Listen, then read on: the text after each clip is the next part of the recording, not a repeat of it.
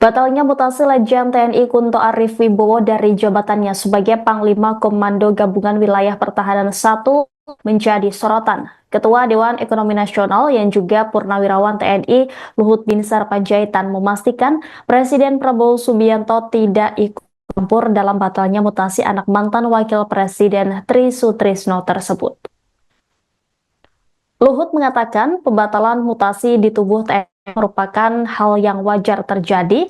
Pernyataan ini disampaikan Luhut menanggapi isu yang mengatakan Prabowo menegur langsung Panglima TNI Jenderal Agus Subianto terkait mutasi terhadap Kunto hingga akhirnya dibatalkan.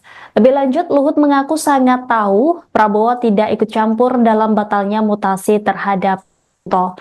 Sementara itu, anggota Komisi 1 Download Tribun X sekarang, menghadirkan lokal menjadi Indonesia.